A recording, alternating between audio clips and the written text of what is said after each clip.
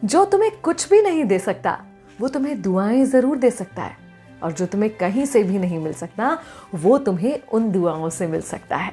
मैं हूं विनी आपके साथ, और चलो आज कुछ अच्छा सुनते हैं। सुनाती हूँ कहानी एक पोहे वाले की। जी हाँ, पोहे की दुकान थी। सुबह सवेरे पोहा जलेबी खाने के लिए बड़ी भीड़ लगा करती थी उसके यहाँ पर। बड़े स्वादिष्ट उसके यहाँ के पोहे हुआ करते थे। और इस बीच में रोजाना एक व्यक्ति था जो आता था उस समय जब सबसे ज़्यादा भीड़ होती थी, और भीड़ के बीच में घुसता था, पोहे खाता था और चुपचाप इधर उधर देखता, बचता बचाता बिना पैसे दिए वहाँ से निकल जाता था। उस पोहे वाले की दुकान के सामने एक जूस की दुकान थी। जूस की दुकान सुबह उतनी नहीं चला करती, तो भैया थोड़े फ्री रहते थे।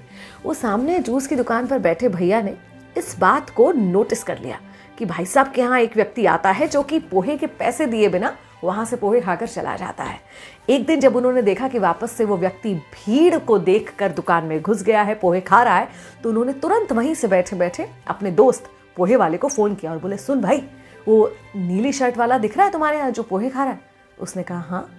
बोले, वो ना रोज आता है तुम्हारे यहाँ और इतनी भीड़ का फायदा उठाकर बिना पैसे दिए निकल जाता है पोहे खाकर, तो आज तुम उसे पकड़ लो, मैंने तुम्हें इसलिए बता दिया।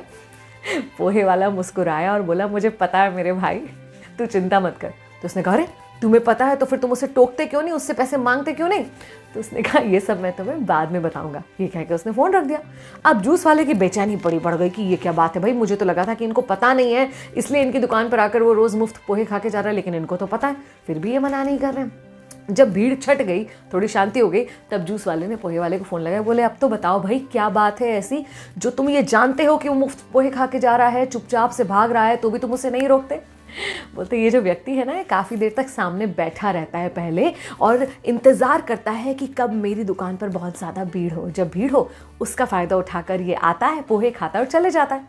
जूस वाले ने कहा, यही तो मैं कह रहा हूँ, तो तुम इसे रोकते क्यों नहीं हो? पोहे वाले ने कहा, मैं इसलिए नहीं रोकता क्योंकि ये दूर बैठे बैठे रोज़ाना मेरी दुकान में भीड़ बढ़ जाए ऐसी दुआ मांगता है, और ये उसकी दुआओं का असर है कि मेरी दुकान में रोज़ाना ऐसी भीड़ लगती है कि मैं संपन्न होता जा रहा हूँ और मुझे किसी चीज़ की कोई कमी नहीं है। हम में से कितने लोग ऐसा सोच पाते हैं? एकदम से कोई चीज़ जो हमारे खिलाफ दिखती है, जैसे कि पोहे वाले को दिख सकती थी कि वो मेरे यहाँ से मुफ्त पोहे खा के जा रहा है, उसमें भी हमारा अच्छा छुपा हुआ हो सकता है। क्या ये देखने का नज़रिया हम पैदा कर पा रहे हैं?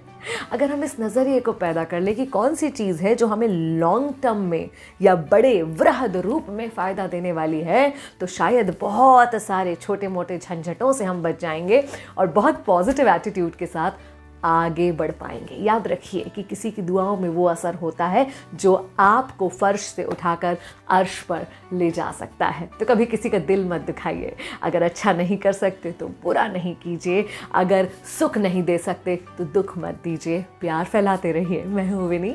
चलो